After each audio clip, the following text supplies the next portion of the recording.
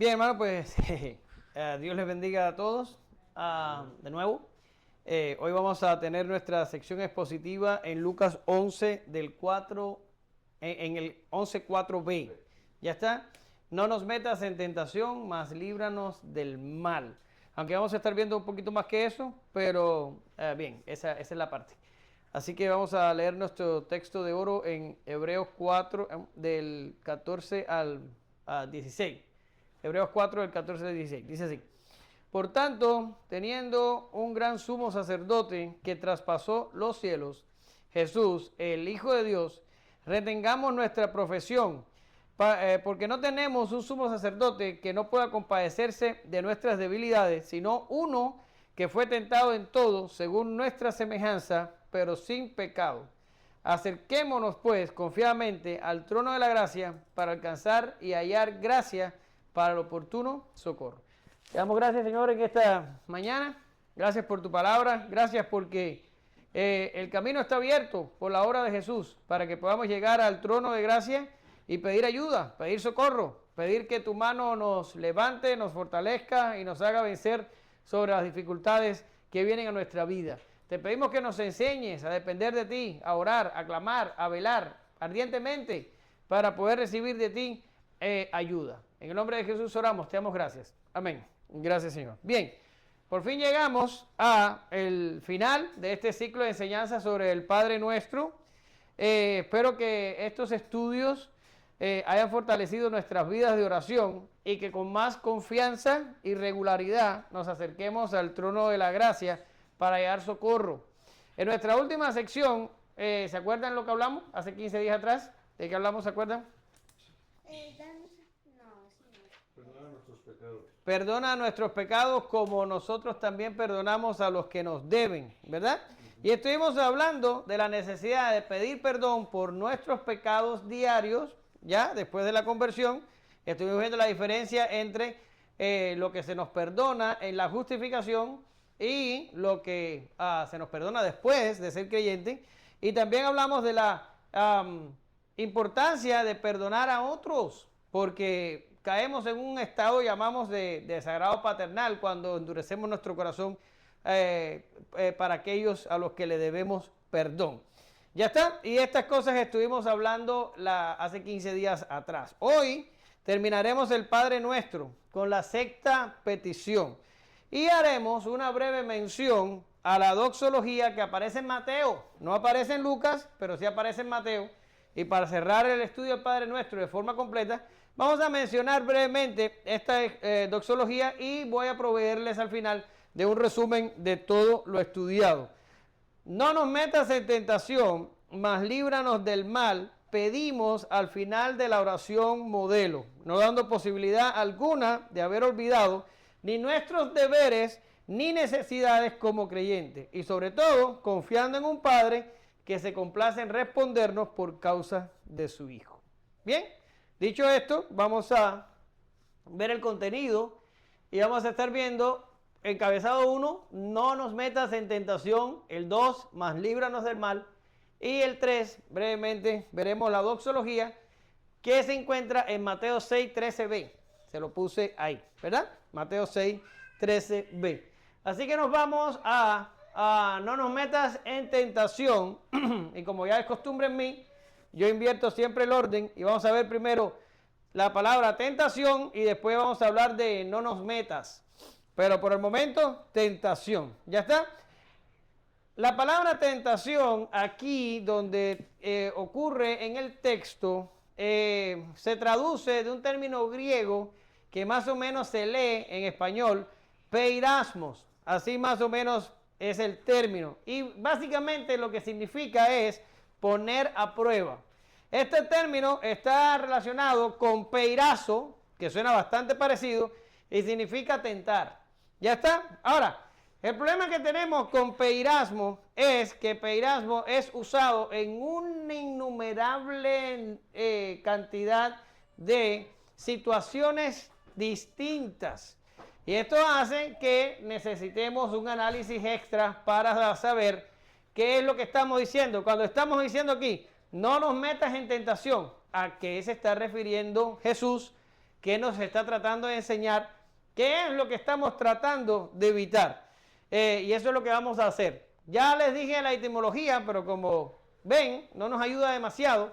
Vamos a tener que ver la ocurrencia del término en otros pasajes de la Biblia para ver cómo cambia de un lado a otro y tomar una decisión. Bien, donde primero les traigo la ocurrencia del término es en Lucas 22, 28, donde el término ocurre en Jesús mismo. Quiere decir, el peirasmo es un tipo de prueba que Jesús sufrió cuando estaba caminando en medio nuestro. Y el pasaje dice, pero vosotros sois los que habéis permanecido conmigo en mis pruebas. Ahí pruebas es peirasmos. Otro que sufrió este tipo de pruebas fue el apóstol Pablo, que dice algo como así en Hechos 20:19, sirviendo al Señor con toda humildad y con muchas lágrimas y pruebas que me han venido por las acechanzas de los judíos. Ahí pruebas también es peirasmos. Quiere decir,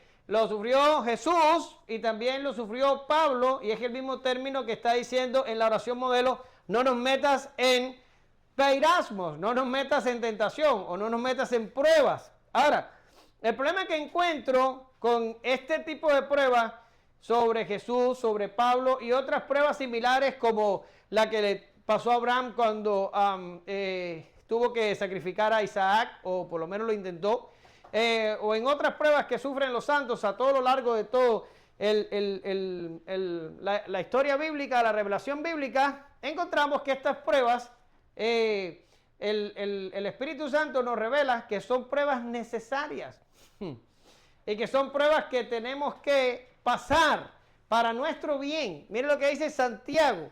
Santiago nos manda a gozarnos, escucha, a gozarnos cuando estemos pasando por estas pruebas. Ahorita Diana oraba por estas personas que tienen al hijo enfermo y ella decía, que no se aparten de ti, porque a veces las pruebas parece ser que están diseñadas para debilitarnos y fastidiarnos. Sin embargo, mira lo que dice Santiago. Hermanos míos, aquí, hermanos míos, tened, escucha, qué locura, por sumo gozo cuando os halléis en diversas pruebas. El apóstol Santiago lo que nos está diciendo aquí es que en vez de deprimirnos, llorar, darnos golpes en el pecho y reclamarle a Dios, lo que tenemos que hacer en este tipo de pruebas es, ¿qué cosa? ¿En serio? Pero así es, ahí lo que está diciendo el texto. Pero mira, se pone peor. Vamos a ver lo que dice Pedro. Dice Pedro, en lo cual vosotros os alegráis, aunque ahora por un poco de tiempo, si es necesario, tengáis que ser afligidos en diversas pruebas. ¿Qué significa? Significa que hay pruebas con las cuales se identifica nuestro término peirasmos, que son pruebas que tocan, que son nuestras y que no están diseñadas para lo malo o para sacar lo malo o con un propósito negativo o perverso o maligno en medio de esas pruebas. No, son diseñadas para nuestra santificación, para nuestra madurez, para nuestra mejoría en nuestra vida cristiana. En fin, lo que quiero decir, esas pruebas nos convienen. Y ahora mismo tú estás diciendo, hermano, porque tú no sabes lo que yo he pasado. Bueno, y tú tampoco sabes lo que he pasado yo. Pero la mayoría de las pruebas que vienen a nosotros como creyentes son pruebas que Dios nos, vamos a decir, ordena que pasen para nuestro bien. Y es difícilmente probable de que Jesús esté orando aquí para que estas pruebas no vengan sobre nuestra vida o para que seamos librados de este tipo de pruebas. Quiere decir, básicamente son pruebas que por la voluntad de Dios van a venir para provocar el bien en nosotros, aunque sea una enfermedad terrible, aunque sea una situación adversa, aunque sea algo horrible, Dios lo encamina para bien y es necesario. Pregúntale a José, ¿cuán difícil fue su vida? ¿Cuántas pruebas tuvo que pasar? ¿Cuánta injusticia tuvo que soportar? Pero todo eso Dios lo encaminaba para un bien mayor que José terminó entendiendo al final de su vida. Lo que quiero decir, difícilmente Jesús en la oración esté diciendo, no nos metas, Señor, en este tipo de pruebas. No. ¿Por qué? Porque esas pruebas van a venir y esas pruebas no las vamos a poder evitar. Son nuestras, nos tocan, es para nuestro bien. Entonces tenemos que decir, bueno, pues entonces, ¿de qué pruebas se está hablando? Bueno, pues tenemos que buscar a Peirasmos en otros textos de la Escritura donde nos muestra un lado diferente de otro tipo de pruebas. Y creo que viene a continuación.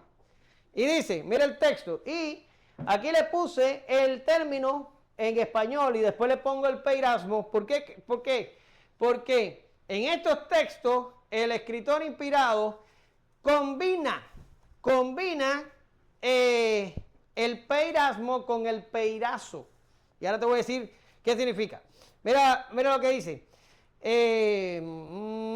No os ha sobrevenido ninguna tentación, y ahí es peirasmo, que no sea humana.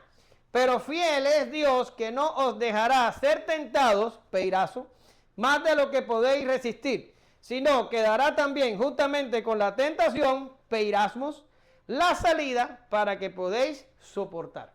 Quiere decir, en español los términos transcurren iguales, pero en griego cambia. En griego los términos se usan indistintamente. Ahora, ¿qué dicen los que saben un poquito más de griego que yo? Bueno, que peirasmos no solo significan pruebas que vienen a nuestra vida con un propósito positivo para nuestro bien, sino que también puede hablar de pruebas que vienen a nuestra vida para que caigamos en pecado, en descrédito, en vergüenza y con un propósito que busca absolutamente nuestro mal y nuestra miseria. ¿Lo ven? Y eso es lo que está diciendo el escritor aquí. Ahora, lo que sí está diciendo es que estas pruebas cuando vienen son pruebas soportables. No es que podemos decir, no, pero es que era demasiada la tentación y no me queda otro remedio que pecar. No. Ahí el mismo texto te está diciendo que cuando somos tentados de esta manera, de la manera negativa, son pruebas que podemos soportar. Son tentaciones que son humanas, las podemos aguantar. Y dice que conjuntamente con la tentación, Dios también nos da la salida para que podamos salir airosos. Ahora yo te voy a decir, ¿cuál es la prueba más fidedigna de que ese texto es verdad? ¿No se le ocurre? Bueno, la prueba más fidedigna de que ese texto es verdad, porque ese texto no solo está escrito ahí, inspirado por el Espíritu Santo para que tú lo creas. No, ese texto ya lo probó alguien. ¿Y quién fue? Fue Jesús, que fue tentado en todo, pero sin pecado. Por tanto, Jesús demostró que es verdad que tú puedes resistir a la tentación. Cuando vemos la vida de Jesús, tenemos que entender que Jesús no usa su naturaleza divina para aguantarse delante del pecado. No, él era hombre, o fue hombre, o es hombre ahora mismo también, y como verdadero hombre, él soportó las pruebas humanamente, y Jesús probó que tú le puedes decir no al pecado.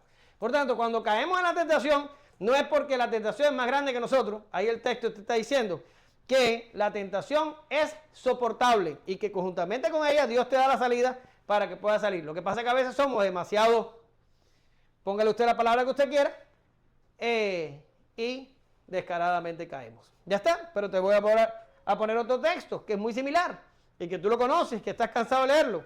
Mira lo que dice: bienaventurado el varón que soporta la tentación, peirasmo, porque cuando haya resistido la prueba, recibirá la corona de la vida que Dios ha prometido a los que le aman. Cuando alguno es tentado, peirasmo, no diga no diga que es tentado, peirazo, de parte de Dios, porque Dios no puede ser tentado por el mal, ni él tienta peirazo a nadie. ¿Qué estaba diciendo aquí el pasaje? Que cuando recibimos este tipo de tentaciones que buscan lo negativo y lo malo para nosotros, aunque estas tentaciones también son ordenadas y controladas por la soberanía de Dios, Dios no es el medio directo que nos hace entrar en esa prueba. A veces va a ser el diablo, ¿verdad? Pregúntale a Job. O a veces va a ser uno mismo, como dice ahí mismo Santiago, que nuestra propia concupiscencia nos lleva a este tipo de situaciones. A veces va a ser el mundo, nuestra familia, nuestras amistades.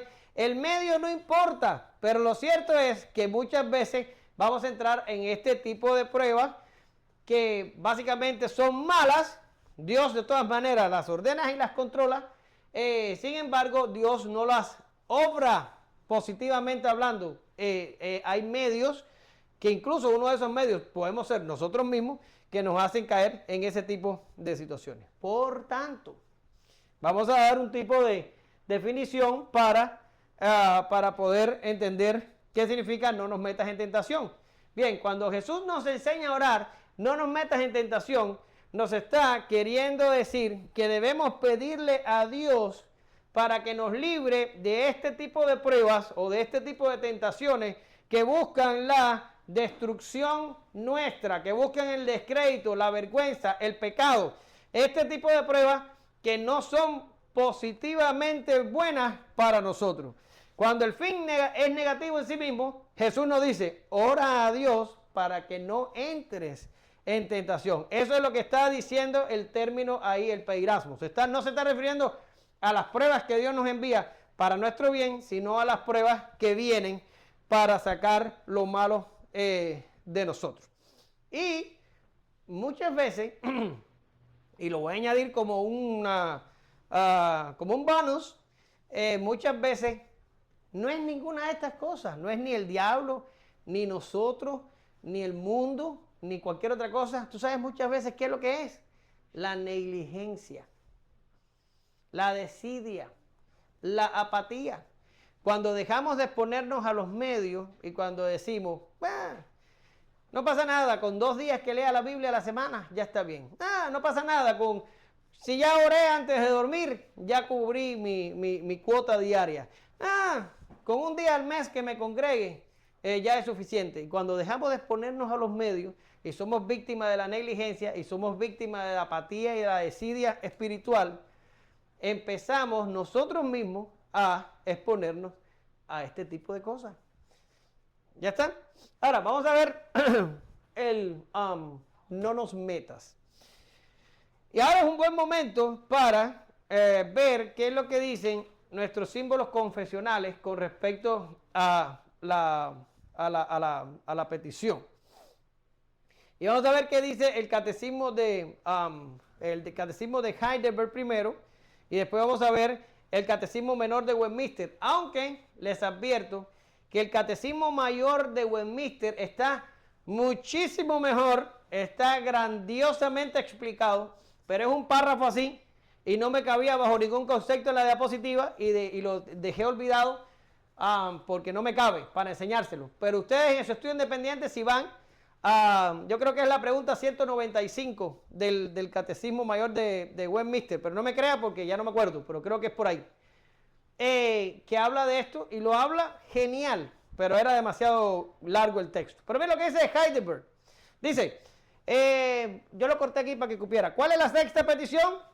Y no nos metas en tentación, mas líbranos del mal. Es decir, ya que somos tan débiles en nosotros mismos que no podemos permanecer en pie ni por un momento, y ya que nuestros enemigos mortales, el diablo, el mundo y nuestra propia carne, nunca dejan de asaltarnos, presérvanos tú y fortalécenos tú por el poder de tu Santo Espíritu para que no seamos vencidos en esta guerra espiritual, sino que resistamos a nuestros enemigos constante y tenazmente hasta que al fin obtengamos la victoria completa. ¿Ya está? Dice el Catecismo Menor de Westminster. ¿Qué es lo que rogamos en la sexta petición? ¿Qué es lo que rogamos en la sexta petición? En la sexta petición dice, y no nos metas en tentación, mas líbranos del mal. Rogamos que o bien Dios nos guarde de ser tentados a pecar, o que nos sostenga y nos libre cuando somos tentados. Ahora, vamos a definirlo mejor. Teniendo en cuenta lo que dice el catecismo y teniendo en cuenta lo que dice la propia oración modelo y teniendo en cuenta el ejemplo que te voy a explicar a continuación, lo que está diciendo el Padre Nuestro es: no nos metas en tentación. Quiere decir, no es que yo quiero pasar por la tentación y vencer, no, es que yo no quiero pasar en lo absoluto por la tentación.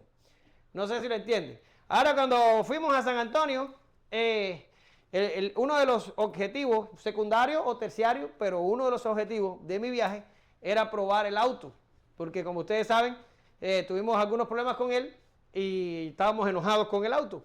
Dijimos, ok, pues vamos a meterle un viaje y vamos a corretearlo y vamos a hacer cosas locas con el auto. Dios hasta nos regaló una hermosa tormenta para probar el auto. ¿Verdad, Anita? Sí. Y entonces probamos el auto. ¿Ya? Ahora, lo que la oración está diciendo, Señor, no nos metas, no queremos ser probados en ese sentido, no queremos probar que somos fuertes, ni que podemos pasar, ni que no sé si ha visto ese tipo de personas que te dicen, no, yo quiero ser probado en esta área para ver si puedo o si no puedo. Y Jesús te está diciendo, no lo hagas, di que no, di que no quieres ser tentado, que no quieres ser probado, evita la prueba. ¿Por qué? Porque somos tan débiles, somos tan empecinados y somos tan propensos a caer aún después del nuevo nacimiento, que lo más probable, y Jesús lo sabe, es que si nos enfrentamos a la tentación, ¿qué va a pasar? Vamos a caer. Por eso es que te está diciendo el Padre Nuestro, no nos metas. Olvídate de yo no quiero ser probado, yo no tengo nada que probar, yo no tengo nada que demostrar. Yo soy débil, yo soy pecador, yo soy un fastidio y lo mejor que tú puedes hacer conmigo, señores, es librarme de esas cosas. Porque si me metes en un tipo de prueba de esas, probablemente me voy a destarrar. ¿Ya está? Ahora vamos a ver este ejemplo. Vamos a ver este ejemplo. Miren, aunque traté de buscar uno mejor que este, pero no lo encontré. Y vamos a hablar de él cuando lleguemos a Lucas 22. Solo espero que a ustedes se les olvide la clase de hoy para ver Lucas 22. Volvemos a repetir. Pero miren el ejemplo. Lucas 22:40. Cuando llegó a aquel lugar, está hablando de Jesús, les dijo a sus discípulos, orad para que no entréis en tentación. Lo tenemos ahí, ¿verdad? Orad para que no entréis en tentación. Ahora, ¿qué está pasando aquí? Bien, usted lo sabe y yo lo sé. Llegaron al monte de los, al Getsemaní, a los montes, al jardín de Getsemaní, llegaron allí y el Señor manda a sus discípulos a orar. ¿Y a orar para qué? Para que no entren en tentación. ¿En tentación de qué? En la tentación de que iban a negar a Jesús, que se iban a salir corriendo, que se iban a esconder y que iban a salir las ovejas dispersadas una vez que el pastor fuera herido. Ya el Señor les había dicho a ellos que Satanás los estaba pidiendo para zarandearos. ¿Se acuerdan? Y ya le había dicho a Pedro que él había orado para que en el medio de la prueba la fe de Pedro no faltara. Ahora, ¿cuál es la reacción de Jesús en frente de la tentación que se avecinaba para los discípulos? ¿Qué les dijo Jesús? Oren. Oren para que no entren en tentación. Oren para que no sean probados. Oren para ver si Dios de alguna manera pasa la hoja y no son probados en esta área.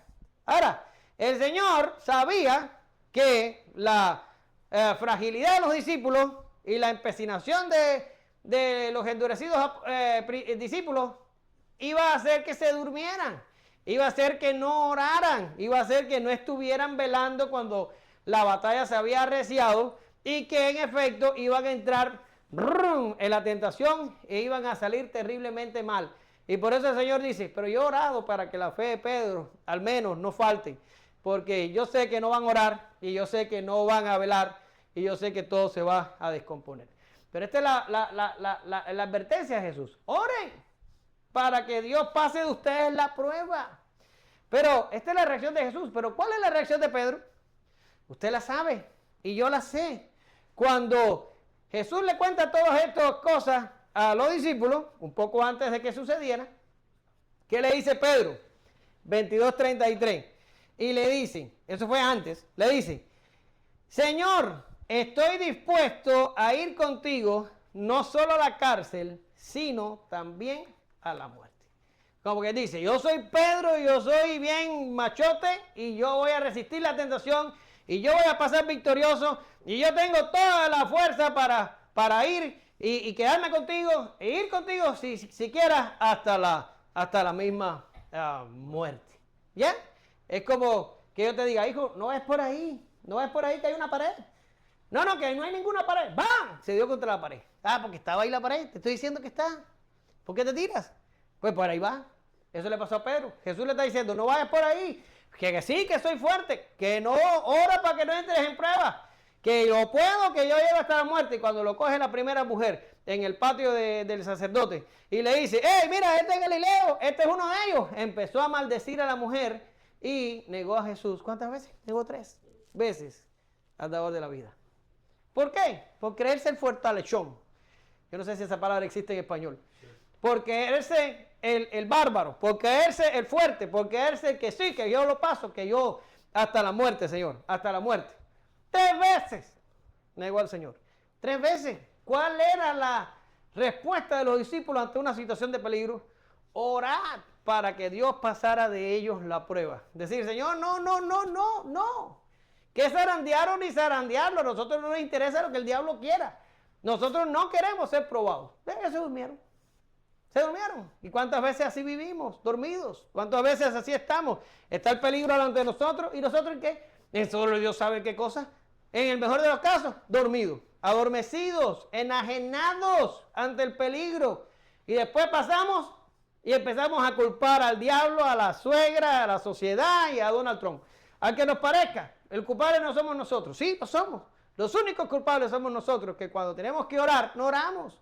Cuando tenemos que velar, no velamos. Y cuando tenemos que entender cuán frágiles somos y que necesitamos de Dios la ayuda, pues no la pedimos. No la pedimos. Por eso es que los símbolos confesionales nos dirigen por ese camino. En el camino en el que oremos para decir, no queremos ser probados. O como traduce un comentario que tengo en la computadora, el comentario exegético práctico del Nuevo Testamento, traduce el no nos metas en tentación, lo traduce así. No me pongas a prueba, puede que no sea capaz de soportarlo. ¿Ya? Lo mejor es no ser probado. Ora sin cesar, clama sin cesar, ruega sin cesar para que Dios aparte de ti las pruebas, porque probablemente si llegan no vamos a pasar muy airosos por la prueba. Ahora, si te queda alguna duda de la explicación que te acabo de dar, te presento al apóstol Pablo.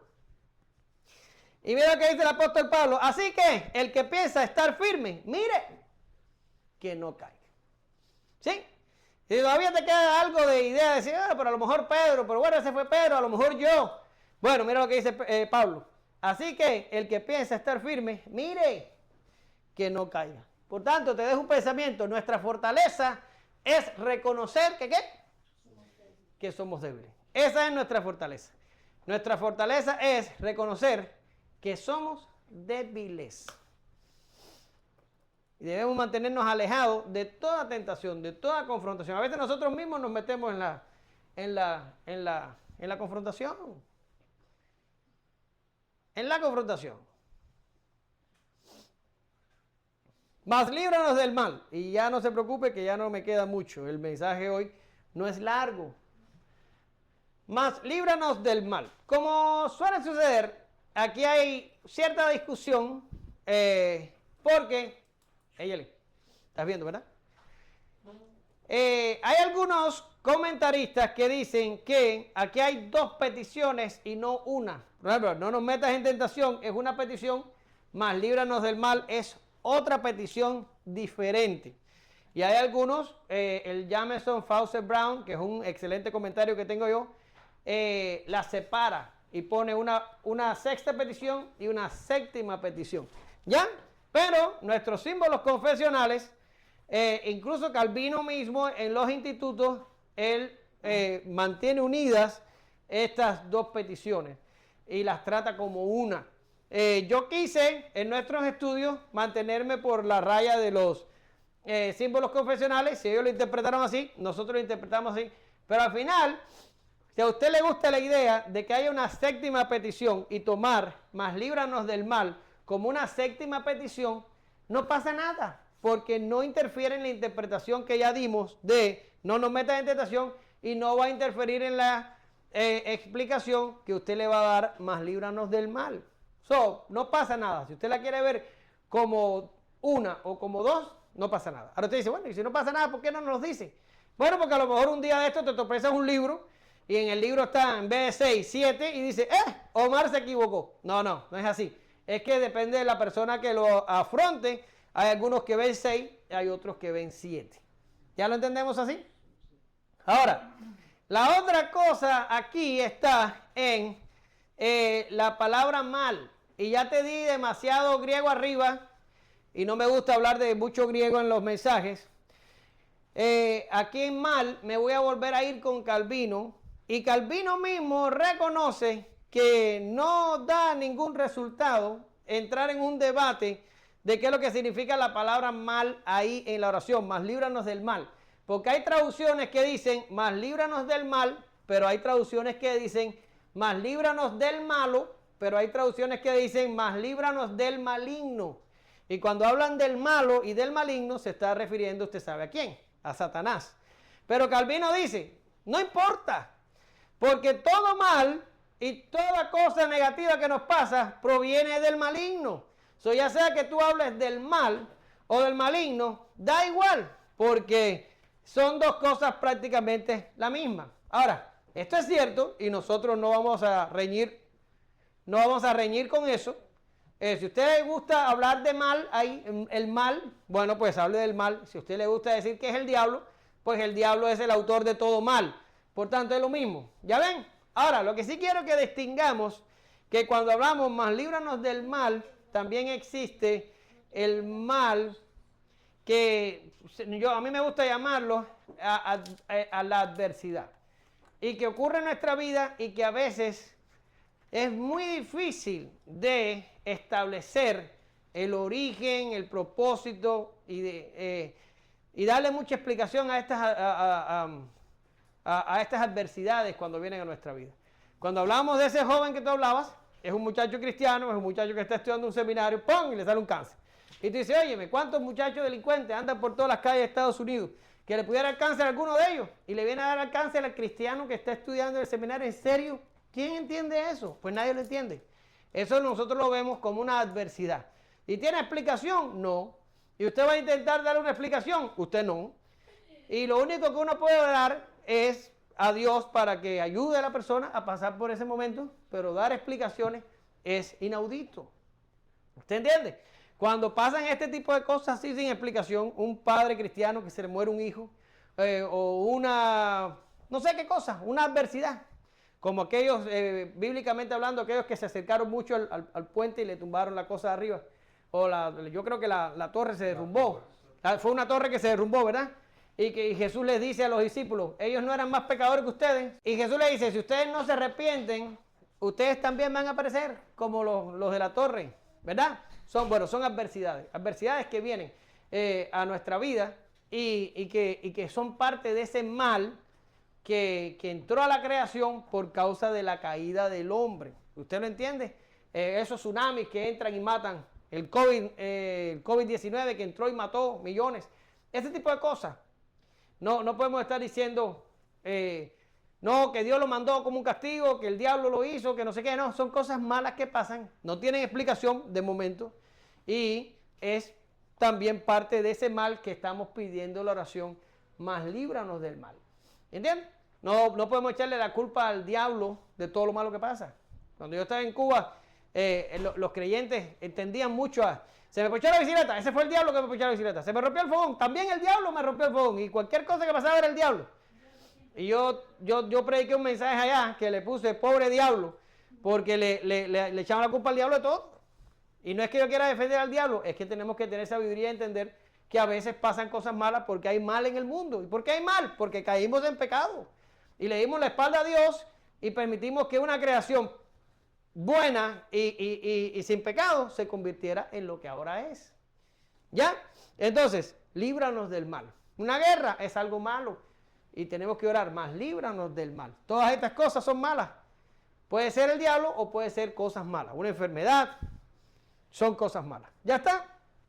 Ahora, cuando pedimos ser librados de estas cosas, nos alineamos con Pablo. Creo que estaba ahí mismo. Nos alineamos con Pablo, que también lo hizo en su momento. Y miren lo que dice. Y el Señor me librará de toda obra mala. ¿Se da cuenta como hay casi un paralelismo con la oración modelo y Pablo? De toda obra mala y me preservará para su reino celestial. A Él sea la gloria por los siglos de los siglos. Amén. Quiere decir, Pablo también oraba para que el Señor lo librara de toda obra mala. Y parte del trabajo de Dios de librarnos de esta obra mala o de este mal es que Dios nos preserva para su reino celestial. Porque en este caso Pablo, ya a esas alturas, el pobre no fue librado y Nerón terminó cortándole la cabeza. Pero Pablo no terminó muerto allí en las manos de Nerón.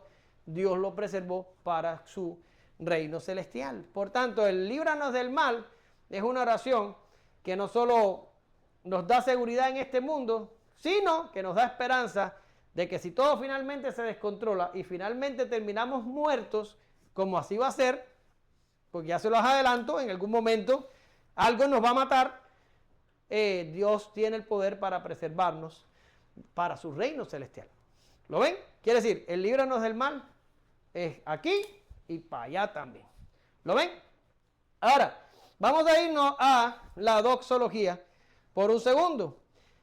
Mateo 6 del 13b, y dice, porque tuyo es el reino y el poder y la gloria por todos los siglos. Amén. ¿Ya? Vamos a hablar un momentico pequeño de por qué yo quise incluir la doxología cuando Lucas no la tiene. Bien, yo la quise incluir porque no sabemos cuándo vamos a tratar expositivamente Mateo. No sabemos. Vamos por el capítulo 11 de Lucas. Esto parece que nunca se va a acabar.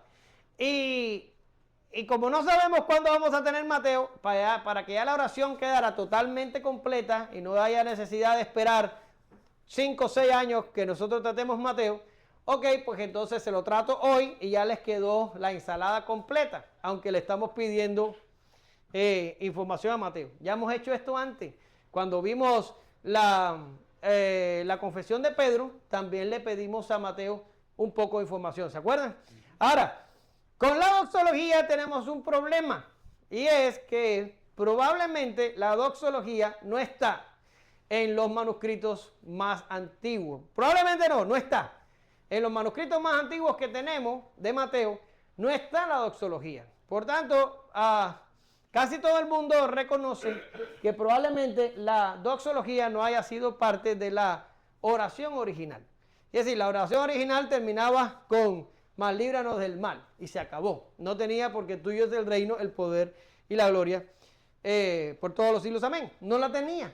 Sin embargo, de todas formas se lo traje. A pesar de que no está en Lucas y a pesar de que en Mateo no está en los manuscritos más antiguos y posiblemente no esté en la oración original, se lo traje. ¿Y por qué se lo traje? Porque quiero mantenerme, ¿cómo es? Con los símbolos confesionales. Los símbolos confesionales, a pesar de que sabían esto, pues también la incluyen. Incluyen la doxología, la explican y todo el mundo feliz y contento. Y si ellos lo hacen, pues yo no voy a cogerme lucha a estar quitando y poniendo. ¿Ya está? ¿Qué voy a hacer ahora? Pues le voy a enseñar lo que dicen los símbolos y me voy porque ahí no hay complejidad de ningún tipo. Dice el Catecismo Menor de Westminster, la pregunta 107.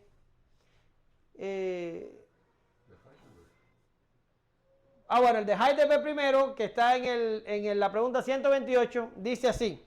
¿Cómo concluyes tu oración? Y responde, porque tuyo es el reino, el poder y la gloria para siempre, jamás. Es decir, te pedimos todo esto porque tú, que eres nuestro Rey Todopoderoso, estás dispuesto a darnos todo bien y tienes el poder para hacerlo. Además, pedimos todo esto para que tu santo nombre, no el nuestro, sea glorificado para siempre, jamás. ¿Se dan cuenta? Y dice Westminster en la pregunta 107. ¿Qué es lo que nos enseña al final de la oración del Señor? Y dice, el final de la oración del Señor dice, porque tuyo es el reino, el poder y la gloria por todos los siglos, amén. Y nos enseña que cuando oramos debemos derivar todo ánimo de orar solamente a Dios y que en nuestras oraciones debemos alabar a Dios atribuyéndole dominio, poder y gloria y en testimonio de nuestro deseo y seguridad de ser oídos, decimos amén. ¿Qué quiere decir? Cuando oramos, no estamos orando a un Dios sordo que no nos escucha o a un Dios impotente que no puede responder, que no tiene el poder para respondernos y librarnos, o a un Dios inconsciente que no le importa lo que nos pase. Nada de eso. Oramos a nuestro Padre amoroso, que sabemos que tan ciertamente como la palabra sale de nuestra boca, Dios ya conocía nuestra oración y está dispuesto a socorrernos, está dispuesto a respondernos. Y tú me vas a decir, ay hermano, mira que yo he orado por cosas y Dios no me responde. No, si te responde, te dice que no. Y el no es una respuesta. Y gracias a Dios, yo creo que yo cuando analizo mi vida, yo le doy más gracias a Dios por las veces que me dijo que no, que por las veces que me dijo que sí. Porque uno, y cuando yo digo uno me estoy refiriendo a mí, no a ustedes. Yo pido una cantidad de tonterías, pero gracias a Dios que Dios nos ayuda y nos da conforme a su voluntad y no conforme a la nuestra. ¿Sí? Ahora, resumiendo, ¿qué hemos aprendido desde que hablamos de la invocación hasta hoy que hablamos de la sexta petición? ¿Qué hemos aprendido? Bueno, lo primero que hemos aprendido es que tenemos que orar más de lo que estamos orando. Estamos deficientes. El otro día lo hablábamos y decíamos que de estudio estamos bien, pero oración nos falta mucho, ¿verdad que sí? Y tenemos que mejorar en esto. ¿Por qué razón? Porque muchos han dicho que la vida cristiana es un bote, ¿verdad? ¿Saben lo que es un bote ya? Que tiene dos remos. El uno es el estudio de la palabra y el otro es la oración. Tenemos que llevar los dos remos al mismo tiempo para que... Yo nunca me he subido en un bote y no tengo intención de hacerlo porque yo no sé nadar. Y si las cosas salen mal, ahí mismo me voy a ahogar. Pero me imagino que tienes que hacerle así con las dos manos para que vaya para adelante. Pues si le das con un solo remo, lo que haces es dar vuelta en redondo. Eso es lo que... A la misma vez, sí, así, ¡vum! Para que vaya, ¡vum! Para adelante. ¿Verdad que sí? Así es la oración y el estudio. Tenemos que darle a la vez para que la cosa funcione. De lo contrario, estamos dando círculos. Necesitamos orar más. Orando en todo tiempo, dice Pablo. Con toda oración y súplica en el Espíritu. Y velando en ello con toda perseverancia y súplica por todos los santos. Y este texto es súper importante porque si no lo saben o si no se acuerdan, ahí Pablo está hablando de ¿qué? Un poco antes de que estaba hablando de la armadura con la que hacemos guerra espiritual, ¿ya? Y cuando él termina de explicar todas las partes de la armadura, él nos manda a orar en todo tiempo, con toda oración y súplica en el Espíritu. ¿Ya está? Ahora, ¿qué aprendimos del Padre Nuestro? Bueno, de la invocación aprendemos que oramos porque somos hijos. Solo los hijos de Dios oran a Dios. Los inconversos que no son hijos, esas oraciones no pasan el techo de la casa donde están. Pero dice, pero no olvidamos que oramos a un Padre celestial, ¿se acuerdan? Alto, santo y sublime. Y ya sea el orar como el recibir respuesta, es un beneficio que ganamos por causa de Cristo. Eso lo aprendimos en la invocación, en la primera clase. Ahora, en la primera petición pedimos, haznos más santos, de modo que podamos ofender menos tu santidad y tu glorioso nombre. En la segunda petición pedimos, haznos vivir como miembros de tu reino, amando y anhelando cada día tu regreso y el estado eterno. Y ahorita tenía yo las noticias puestas antes que ustedes llegaran, y Arnali se estaba preparando. Y yo estaba oyendo las noticias con preocupación y Arnali lo único que decía, ya Señor, regresa ya, regresa hoy, regresa y líbranos de todo este mundo. Tenemos que anhelar y amar el regreso de nuestro Señor Jesucristo y el estado eterno. La tercera petición, haznos renunciar a nuestra voluntad y que vivamos para ti. Permítenos guardar todos tus mandamientos. Oh, esa está ahí. ¿En serio? ¿Por qué yo no les puse las diapositivas? Sorry. Acá, la tercera petición. Haznos renunciar a nuestra voluntad y que vivamos para ti. Permítenos guardar todos tus mandamientos. ¿Quieres la invocación o ya la tenías? Yo la puse. Ok. Entonces, dice la cuarta petición. Haznos depender de ti cada día. Danos el pan, el material y el espiritual. En este mundo solo esperamos en ti. La quinta petición dice, haznos perdonar a otros de la misma forma que tú perdonas nuestras faltas diarias. La sexta petición, que la vimos hoy, Haznos orar continuamente para ser librados de las pruebas y del mal que traiga pecado y vergüenza a nosotros. Y por último, la doxología, te pedimos solo a ti, porque tú eres el dueño y soberano de todo, y te place bendecirnos por causa de tu Hijo. Bien, concluyo. Conscientes de que somos débiles, pedimos, no nos metas en tentación, no vamos a pasar la prueba. Y líbranos del mal, lo que incluye al diablo, el mundo y a nosotros mismos. Haz que oremos constantemente para encontrar en ti refugio antes que venga la tormenta. Y si nuestra arrogancia nos empuja otra vez al pecado, socórrenos y fortalécenos para volver a tu regazo y encontrar paz. Termino con Calvino, y es lo que usted tiene en la pizarra. Dice Calvino, hemos aprendido por la fe, escuche, que todo el bien que necesitamos, del que carecemos en nosotros mismos, está en Dios y en su Hijo, nuestro Señor Jesucristo, a quien el Padre le dio la plenitud de sus bendiciones y de su generosidad, y del cual podemos beber como de un manantial de agua abundante. Lo que nos toca es buscar y pedir mediante oraciones y súplicas aquello que, como ya hemos aprendido, se encuentra en Él.